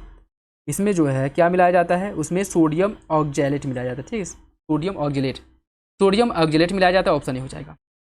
निम्नलिखित में से किसे अंतरिक्ष शैवाल कहा जाता है? क्लोरेला, अल्वा, नॉस्टॉक या फिर प्रोटोडर्मा? इसका सही आंसर है ऑप्शन ए, क्लोरेला को अंतरिक्ष शैवाल कहा जाता है। ठीक है, क्योंकि अंतरिक्ष यात्री इसका प्रयोग भोजन के रूप में करते हैं, भोजन के रूप में, ऑप्शन ए। निम्नलिखित कथनों पर विचार कीजिए। भू स्थिर उपग्रह का परिक्रमण काल 24 घंटा होता है। भू स्थिर उपग्रह अपनी कक्षा में पूर्व से पश्चिमी ओर घूमता है। भू स्थिर उपग्रह पृथ्वी तल से 36,000 किलोमीटर की ऊंचाई पर स्थापित किया जाता है। इसमें बताना है कौन सा विकल्प सही है। इसका सही आंसर सी हो जाएगा, पहला तीसरा सही, दूसरा गलत है। भू स्थिर उपग्रह पूर्व से पश्चिम की ओर घूमता है, यह गलत है। इसकी अगर हम बात करें, यह पश्चिम से पूर्व की ओर घूमता है। ठीक है, पश्चिम से पूर्व की ओर घूमता है, तो दूसरा गलत है, बाकी पहला तीसरा सही हो जाएगा। निम्नलिखित कथनों पर विचार कीजिए। निकट दृष्टि दोष में लेंस की फोकस दूरी बढ़ जाती है। निकट दृष्टि दोष में प्रतिबिंब रेटिना के पीछे बनता है। निकट दृष्टि दोष के निवारण में उत्तल लेंस का प्रयोग किया जाता है। कौन सा विकल्प इसमें सही है? सही विकल्प का चयन करना है और वो हो जाएगा आपका ऑप्शन डी, ऑप्शन डी। ठीक है, देखिए निकट दृष्टि दोष से जो व्यक्ति ग्रसित होता है, इसे नज़दीक की वस्तु को देख लेता है, लेकिन निकट दृष्टि, देखिए इसके नाम से ही आप जान सकते हैं, निकट दृष्टि मतलब निकट की दृष्टि, दूर का दोष। ठीक है, और दूर दृष्टि मतलब दूर की दृष्टि, निकट का दोष। ठीक है, तो निकट दृष्टि दोष में निकट की वस्तुएं स्पष्ट रूप से दिखाई देती हैं, लेकिन दूर की वस्तु दिखाई नहीं देती है। और निकट दृष्टि दोष में आंख के लेंस की जो गोलाई है वो बढ़ जाती है और फोकस दूरी घट जाती है, लेंस की क्षमता बढ़ जाती है। निकट दृष्टि दोष में प्रतिबिंब रेटिना के आगे बनता है और इसके निवारण के लिए अवतल लेंस का उपयोग किया जाता है। तो सही आंसर इसका डी हो जाएगा, तीनों विकल्प गलत हैं। कैमरे के लेंस बनाने में किसका उपयोग करते हैं? क्रूक्स कांच, जेना कांच, फ्लिट या फिर क्राउन? इसका सही आंसर हो जाएगा ऑप्शन सी, फ्लिट कांच का प्रयोग किया जाता है कैमरे का लेंस बनाने के लिए। निम्नलिखित में से कौन सा मूत्र की मात्रा का नियंत्रण करता है? एल्डोस्टेरोन, टेस्टोस्टेरोन, एडीएच और एल्डोस्टेरोन या फिर एडीएच, एल्डोस्टेरोन और टेस्टोस्टेरोन? कौन मूत्र की मात्रा का नियंत्रण करता है? इसका सही आंसर सी हो जाएगा, एडीएच और एल्डोस्टेरोन। ठीक है, एडिनो डाईफॉस्फेट, एडिनोसिन डाई, देखिए एडिनोसिन डाईहाइड्रेट हो गया और आपका एल्डोस्टेरोन, ये दोनों जो है मूत्र की मात्रा का नियंत्रण करते हैं, ऑप्शन सी हो जाएगा। निम्नलिखित में से कौन सा हार्मोन जनन ग्रंथियों द्वारा स्त्रावित नहीं किया जाता है? प्रोजेस्टेरॉन, रिलैक्सिन, सोमैटोस्टैटिन या फिर एस्ट्रोजन? इसका सही आंसर सी हो जाएगा, सोमैटोस्टैटिन। एस्ट्रोजन, प्रोजेस्टेरॉन और टेस्टोस्टेरोन, एस्ट्रोजन, प्रोजेस्टेरॉन, टेस्टोस्टेरोन और रिलैक्सिन, ये सभी मानव हार्मोन्स जनन ग्रंथियों द्वारा स्त्रावित होते हैं, जबकि जो सोमैटोस्टैटिन है, इसका स्त्रावण लैंगरहैंस की द्वीपिकाओं अर्थात बीटा कोशिकाओं द्वारा होता है। सही आंसर इसका सी हो जाएगा। ठीक है, निम्नलिखित में से कौन से ऊतक शरीर की सुरक्षा कवच का कार्य करते हैं? एपिथीलियम ऊतक, पेशीय ऊतक, संयोजी या फिर तंत्रिका? इसका सही आंसर हो जाएगा ऑप्शन ए, एपिथीलियम ऊतक। एपिथीलियम ऊतक यह शरीर की सुरक्षा कवच का कार्य करती है। यह ऊतक शरीर में गैसीय विनिमय, अवशोषण आदि का कार्य करती है, ऑप्शन ए हो जाएगा। निम्नलिखित में से कौन सा इसमें सही नहीं है? डेसिबल ध्वनि की इकाई, हार्स पावर से शक्ति की इकाई, नॉटिकल मील से दूरी की इकाई और पास्कल से उष्मा की इकाई? कौन सा विकल्प इसमें से गलत है? इसका सही आंसर डी हो जाएगा, पास्कल द्वारा दाब की इकाई मापी जाती है। ठीक है, दाब की इकाई मापी जाती है, तो सही आंसर इसका डी हो जाएगा। घर की छत से एक पत्थर जमीन पर गिराया जाता है, तो पत्थर की गति जो है सबसे अधिक कब होगी? गिराने के तुरंत बाद, आधे रास्ते में, जमीन को स्पर्श करने से ठीक पहले या फिर जमीन से टकराने के बाद? इसका सही आंसर हो जाएगा ऑप्शन सी, जमीन को स्पर्श करने से ठीक पहले इसकी जो गति है यह अधिक हो जाएगी, सबसे अधिक। ठीक है, सी। गैसों से भरा हुआ एक गुब्बारा ऊपर की ओर तभी गति करेगा जब उसमें कौन सी गैस भरी हो? जब उसमें गैस जिसका घनत्व वायु से कम है, अगर वो भरी जाएगी तो वह ऊपर क्या करेगा? तैरेगा, मतलब कह सकते हैं कि उड़ेगा। ठीक है, ऑप्शन है। निम्नलिखित कथनों पर विचार कीजिए। वैज्ञानिक हाइजेन ने प्रकाश का तरंग सिद्धांत दिया था। मैक्सवेल ने विद्युत चुंबकीय गणितीय सिद्धांत दिया था। आइंस्टाइन ने प्रकाश का फोटान सिद्धांत दिया था और थॉमस यंग ने प्रकाश के व्यतिकरण का सिद्धांत दिया था। कौन सा विकल्प इसका सही होगा? देखिए इसका जो सही आंसर है वो हो जाएगा ऑप्शन डी, सभी विकल्प सही हैं, सभी विकल्प इसके सही हो जाएंगे। नेक्स्ट देखिए, निम्नलिखित कथनों पर विचार कीजिए। कार्बन को सार्वभौमिक तत्व माना जाता है, हाइड्रोजन को भविष्य का ईंधन कहा जाता है, सल्फर को ब्रीमस्टोन कहा जाता है। कौन सा विकल्प इसका सही होगा कूट के हिसाब से बताइए? वो हो जाएगा ऑप्शन डी, सभी विकल्प सही हैं। निम्नलिखित में से कौन एंजाइम पित्त में पाया जाता है? लाइसोजाइम, इरेप्सिन, सोमेस्टोस्टेटिन या फिर उपरोक्त में से कोई नहीं। इसका जो सही आंसर है वो हो जाएगा ऑप्शन डी, उपरोक्त में से कोई नहीं। पित्त पीले रंग का एक क्षारीय द्रव होता है जिसका पीएच मान 7.7 होता है। पित्त में कोई एंजाइम्स नहीं पाया जाता है, याद रखिएगा। सही आंसर डी हो जाएगा। कार्बन मोनोऑक्साइड के उत्पादन का सबसे बड़ा स्रोत क्या है? परिवहन, घरेलू ईंधन, एल्युमिनियम संयंत्र या फिर आर्द्रभूमि। इसका जो सही आंसर हो जाएगा ऑप्शन ए, परिवहन से सबसे अधिक कार्बन मोनोऑक्साइड का उत्सर्जन होता है। ऑप्शन ए हो जाएगा। मानव आंख का वह भाग कौन सा है जो परावैंगनी वी विकिरण का अवशोषण करती है? परावैंगनी विकिरण बी का अवशोषण मानव आंख का कौन सा भाग करता है? रेटिना, कार्निया, आइरिस या फिर उपरोक्त में से कोई नहीं। देखिए इसका जो सही आंसर है वो हो जाएगा ऑप्शन बी, कार्निया। ठीक है, कार्निया ऑप्शन बी हो जाएगा। जब नीचे आते वक्त लिफ्ट की डोरी टूट जाए तो व्यक्ति के द्रव्यमान में निम्नलिखित में से क्या परिवर्तन होगा? इसकी बढ़ जाएगा। इसका जो है डोरी टूटने पर इसका द्रव्यमान बढ़ जाएगा, घट जाएगा, जीरो हो जाएगा या फिर उनमें से कोई नहीं। इसका सही आंसर क्या है? वो हो जाएगा ऑप्शन डी, उपरोक्त में से कोई नहीं। ठीक है, अर्थात कोई परिवर्तन नहीं होगा। द्रव्यमान में थोड़ी कोई परिवर्तन होता है। ठीक है, सही आंसर डी हो जाएगा। ऐसा थोड़ी कि ऊपर गिरते समय यह जो है एक ऊपर गिरते समय इतना बड़ा था और जैसे नीचे है वो इतना बड़ा हो गया, ऐसा तो है नहीं। सही आंसर डी हो जाएगा। निम्नलिखित में से कौन सा विकल्प इसमें से गलत है? आकाश का नीला रंग प्रकाश के प्रकीर्णन के कारण होता है। नीला प्रकाश का प्रकीर्णन कम और लाल का अधिक होता है। प्रसारी विश्व की संकल्पना डॉपलर प्रभाव पर आधारित है और ऑप्टिकल फाइबर पूर्ण आंतरिक परावर्तन के सिद्धांत पर कार्य करता है। इसमें बताना है कौन सा विकल्प गलत है। इसका सही आंसर हो जाएगा आपका ऑप्शन बी, नीला प्रकाश का प्रकीर्णन कम और लाल का अधिक होता है। लाल प्रकाश का प्रकीर्णन सबसे कम होता है। ठीक है, नीले प्रकाश का प्रकीर्णन जो है अधिक और लाल का प्रकीर्णन सबसे कम होता है। सही आंसर इसका बी हो जाएगा। मनुष्य में क्रेब्स चक्र की क्रिया कहाँ संपन्न होती है? माइटोकांड्रिया में, कोशिका कला सेल मेम्ब्रेन में, कोशिका द्रव साइटोप्लाज्म में या फिर उपरोक्त में से कोई नहीं। इसका सही आंसर हो जाएगा ऑप्शन ए, यह जो है माइटोकांड्रिया में संपन्न होती है। Option A. निम्नलिखित में से कौन सा पाचक हार्मोन छोटी आंत में स्रावित होता है? छोटी आंत से कौन सा पाचक हार्मोन स्रावित होता है? छोटी आंत से एमाइलेज का स्रावण होता है। ऑप्शन बी हो जाएगा, एमाइलेज का। निम्नलिखित में से कौन सा प्रभाव अनुकंपी तंत्रिका तंत्र से संबंधित नहीं है? आंखों की पुतली का संकुचन, हृदय गति को तीव्र करना, पाचन को रोकना, ग्लूकोज के स्राव को प्रेरित करना। कौन इसमें से आपको बताना है अनुकंपी तंत्रिका तंत्र से संबंधित नहीं है? इसका सही आंसर ए हो जाएगा, आंख की पुतली का संकुचन। ठीक है, देखिए इसकी अगर हम बात करें, मानव शरीर में जो स्वायत्त तंत्रिका तंत्र होती है दो भागों में इन्हें बांटा गया है। एक होती है अनुकंपी, एक होता है परानुकंपी। ठीक है, अनुकंपी और परानुकंपी। आँख की पुतली का फैलना और सिकुड़ना जो है यह अनुकंपी तंत्रिका तंत्र, यह जो है आपके अनुकंपी तंत्रिका तंत्र से नहीं होता है। ठीक है, अनुकंपी तंत्रिका तंत्र से नहीं होता है। ठीक है, बाकी अगर हम बात करें जैसे इससे क्या का हो सकता है आपका जो हृदय गति की तीव्र करना, पाचन को रोकना, ग्लूकोज के स्राव को प्रेरित करना। ठीक है, उसके साथ साथ रोंगटे खड़े होना, श्वसन दर को बढ़ाना, रक्तदाब को बढ़ाना। ठीक है, तो इसका सही आंसर ये हो जाएगा।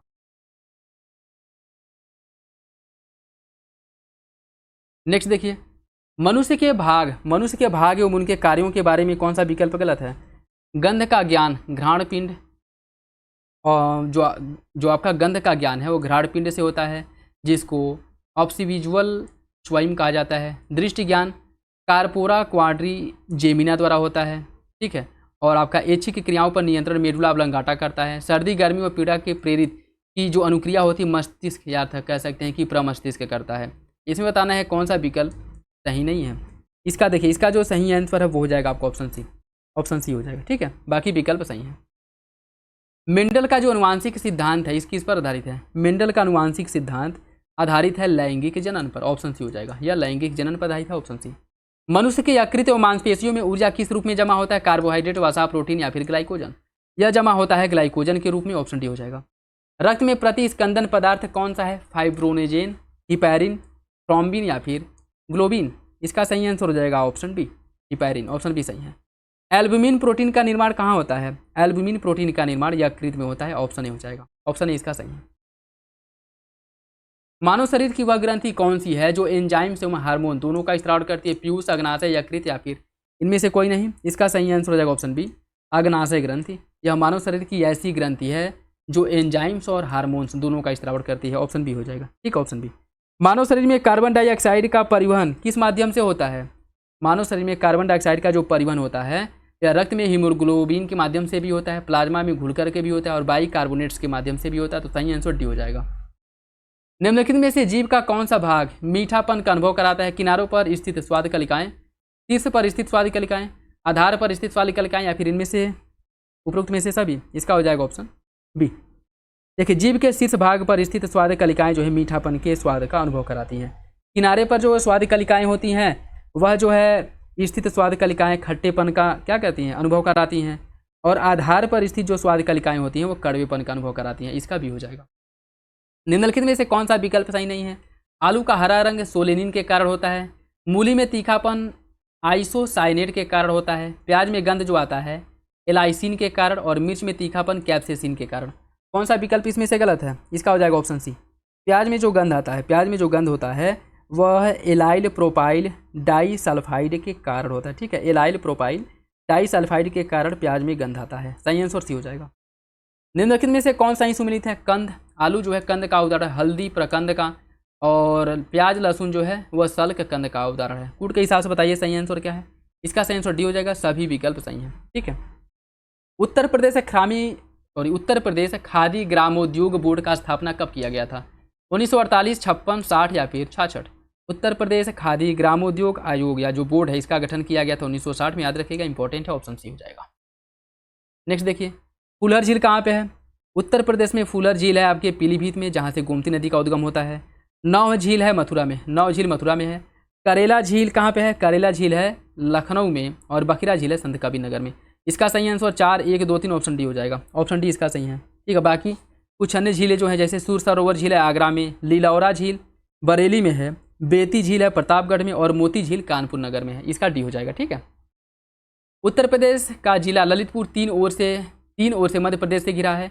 उत्तर प्रदेश का सोनभद्र एकमात्र ऐसा जिला है जिसमें 4 राज्यों की सीमा स्पर्श करती है। कौन सा विकल्प सही होगा? इसका जो सही आंसर हो जाएगा ऑप्शन डी, दोनों विकल्प सही हैं, दोनों विकल्प सही हो जाएगा। निम्नलिखित में से कौन सा सुमेलित नहीं? उत्तर प्रदेश का राजकीय पुष्प है पलाश, उत्तर प्रदेश का राजकीय वृक्ष अशोक है, राजकीय पक्षी गौरैया और राजकीय पशु बारहसिंगा। कौन सा विकल्प गलत है? ये हो जाएगा आपका ऑप्शन सी, ऑप्शन सी। ठीक है, उत्तर प्रदेश का राजकीय पक्षी जो गौरैया है ये नहीं बल्कि सारस होता है, सारस। निम्नलिखित में से किस राज्य की सीमा उत्तर प्रदेश से नहीं लगती है? किसकी सीमा उत्तर प्रदेश से नहीं लगती है? उत्तर प्रदेश की सीमा पश्चिम बंगाल और पंजाब से नहीं लगती, ऑप्शन सी। कौन सा विकल्प इसमें से सही नहीं है? उत्तर प्रदेश में लोकसभा की सीटें 80 हैं, विधानसभा की सीटें हैं 411, राज्यसभा की 31 और विधान परिषद की 100। कौन सा विकल्प इसमें से गलत है? इसका सही आंसर भी हो जाएगा। विधानसभा की सीटें उत्तर प्रदेश में जो है वह कितनी है? 403 है, ना कि 411। ठीक, 403। नेक्स्ट देखिए, इसमें कुछ तटवर्ती नगर दिए गए हैं और सूची दिया गया है। कौन सा नगर किस नदी के तट पर स्थित है, आपको बताना है। गोरखपुर की बात करें, राप्ती नदी के तट पर स्थित है। मुरादाबाद है रामगंगा नदी के तट पे। प्रतापगढ़ किस नदी के तट पे है? सई नदी के तट पे। और हमीरपुर यमुना नदी के तट पे है। इसका जो सही आंसर हो जाएगा 1, 4, 2, 3 ऑप्शन सी। ठीक है, बाकी अन्य कुछ देख लीजिए, जैसे बादा के नदी के तट पर है लखनऊ गोमती, अयोध्या सरयू और आगरा यमुना नदी के तट पे है। इसका ऑप्शन सी हो जाएगा। निम्नलिखित में से कौन सुमेलित नहीं है? पथरई बांध है पथरई नदी पर, मौदहा बांध बिरमा नदी पर, माता टीला बेतवा नदी पर और रिहंद टोंस नदी पर। कौन सा विकल्प इसमें से गलत है? वो हो जाएगा ऑप्शन डी। रिहंद बांध का निर्माण जो किया गया है वो रिहंद नदी पर किया गया है, रिहंद नदी पर। ठीक, ऑप्शन डी सही हो जाएगा। थारू जनजाति के लोगों में संयुक्त परिवार प्रथा प्रचलित है। थारू जनजाति मुख्य रूप से बुंदेलखंड में निवास करती है। थारू जनजाति के लोग दीपावली को शोक पर्व के रूप में मनाते हैं। कौन सा विकल्प इसका सही होगा?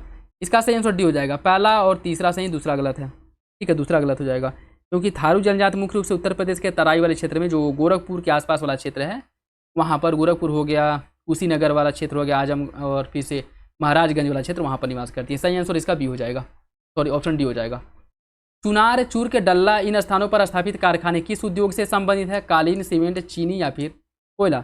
इसका सही आंसर हो जाएगा ऑप्शन बी, सीमेंट उद्योग से संबंधित है। ऑप्शन बी हो जाएगा। नेक्स्ट देखिए, इसमें सूची फर्स्ट को सूची सेकंड से सम्मिलित करना है। सूची फर्स्ट को सूची सेकंड से सम्मिलित करना है। खेल का सामान कहाँ बनता है? ये बनता है मेरठ में। टेराकोटा के लिए जाना जाता है गोरखपुर को। कांच का सामान बनता है फिरोजाबाद में और दिया सलाई बरेली में। सही आंसर इसका हो जाएगा 1 2 3 4, 1 2 3 4 ऑप्शन बी। निम्नलिखित में से कौन सा ही सम्मिलित है? डाइस्पोर का उत्पादन मिर्जापुर में, बॉक्साइट का बस्ती में, डोलोमाइट का महोबा में और जिप्सम का हमीरपुर में। कौन इसमें से सही है? इसका सही आंसर डी हो जाएगा। जिप्सम का उत्पादन हमीरपुर में होता है, बात बिल्कुल ठीक है। बाकी डाइस्पोर का उत्पादन महोबा, ललितपुर, झांसी वाले जिले में किया जाता है। बॉक्साइट का उत्पादन होता है मुख्य रूप से चित्रकूट और वाराणसी वाले जिले में। डोलोमाइट का जो उत्पादन है सोनभद्र में होता है, ठीक है। और यूरेनियम ललितपुर में। सही आंसर डी हो जाएगा। बाकी जिप्सम हमीरपुर। नेक्स्ट देखिए, इसको भी सूची फर्स्ट को सूची सेकंड से सम्मिलित करना है। सूची फर्स्ट को सूची सेकंड से, ठीक है। रानीपुर वन्यजीव विहार कहाँ पे है? रानीपुर वन्यजीव विहार जो है ये आपके चित्रकूट में है।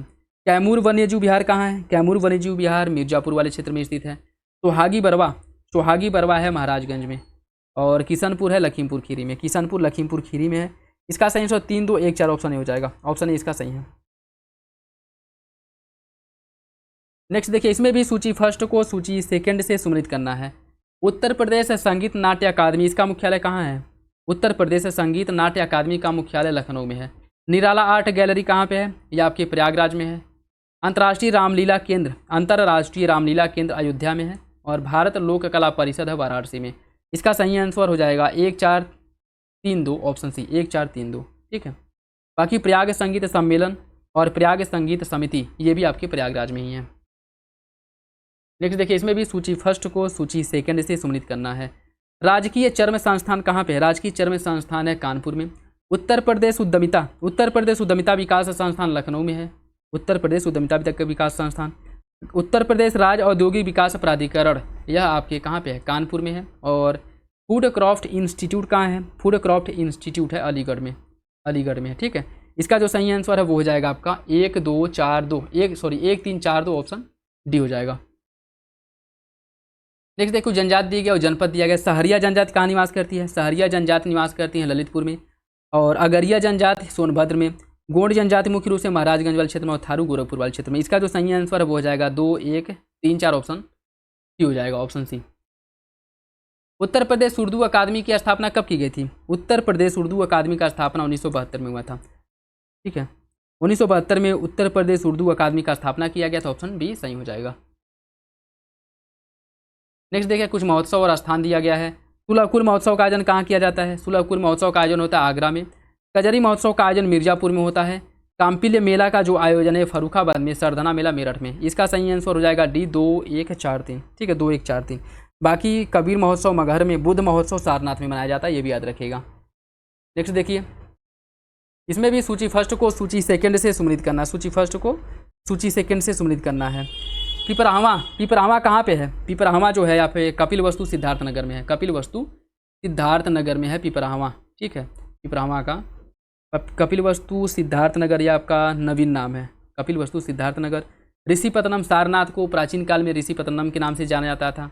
और रामग्राम वर्तमान समय में गोरखपुर वाले क्षेत्र को उस समय रामग्राम के नाम से जाना जाता था। कान्यकुब्ज, कन्नौज को कान्यकुब्ज कहा जाता था। इसका सही आंसर हो जाएगा ऑप्शन बी। बाकी कुछ अन्य प्राचीन नाम है, जैसे वाराणसी को काशी कहा जाता था, बरेली को अहिछत्र और मेरठ को दान तीर्थ या फिर हस्तिनापुर, ठीक है। दान तीर्थ और हस्तिनापुर यह मेरठ का प्राचीन नाम है, ठीक है। इसका सही आंसर बी हो जाएगा। नेक्स्ट देखिए, और आज का लास्ट क्वेश्चन, इसमें बताना है कौन सा विकल्प सही सम्मिलित नहीं है। टॉय सिटी है ग्रेटर नोएडा में, प्लास्टिक सिटी औरैया में, ट्रोनिका सिटी लखनऊ में और बायोटेक्नोलॉजी पार्क लखनऊ में। कौन सा विकल्प इसमें से सही नहीं है? इसका सही आंसर सी हो जाएगा। ट्रोनिका सिटी कहाँ पे है? ट्रोनिका सिटी गाजियाबाद में है, ठीक है। ट्रोनिका सिटी जो है यह गाजियाबाद में है। गाजियाबाद में, सी इसका गलत है। तो ये था आज का लास्ट क्वेश्चन और इसमें हम लोग पीसीएस मंत्रा द्वारा पब्लिश किए गए टेस्ट सीरीज को सॉल्व किए हैं, जिसमें साइंस और यूपी स्पेशल से रिलेटेड क्वेश्चन डिस्कस किए हैं। आई होप यह वीडियो आप लोगों को अच्छा लगा होगा। वीडियो पसंद है तो लाइक करिए, चैनल पे नया है तो सब्सक्राइब कर ले और बेल आइकन को प्रेस कर ले, जिससे वीडियो के महत्वपूर्ण नोटिफिकेशन आप लोगों को मिलते रहें। बाकी अपना फीडबैक कमेंट बॉक्स में जरूर दे दिया करें और आप लोगों के कितने क्वेश्चन सही हुए हैं ये आप जरूर बताइएगा। बाकी किसी भी क्वेश्चन को लेकर के कोई डाउट हो कमेंट बॉक्स में कमेंट करके पूछ सकते हैं। और जो लोग पेड ग्रुप ज्वाइन करना चाहते हैं, वीडियो के डिस्क्रिप्शन में लिंक आपको मिल जाएगा, वहाँ से आकर के ज्वाइन कर सकते हैं, उसके बारे में पता कर सकते हैं। जहाँ पर वेरियस कोचिंग इंस्टीट्यूट के नए पैटर्न के अकॉर्डिंग सारे टेस्ट प्रोवाइड कराए गए हैं, जहाँ 160-70 प्लस जो है टेस्ट सीरीज आपको अब तक प्रोवाइड कराया जा चुका है। तो एग्जाम के पॉइंट ऑफ व्यू से इंपॉर्टेंट है, जिसमें आपको सब्जेक्टिव टेस्ट सीरीज के साथ साथ फुल टेस्ट भी देखने को मिलेगा। ठीक है, तो आपकी तैयारी में बहुत ही इंपॉर्टेंट रोल प्ले करने वाला है। ठीक है, तो जो लोग ज्वाइन नहीं किए हैं, करना चाहते हैं, ज़रूर कर लें। ठीक, बाकी मिलते हैं अगली वीडियो में, तब तक के लिए धन्यवाद।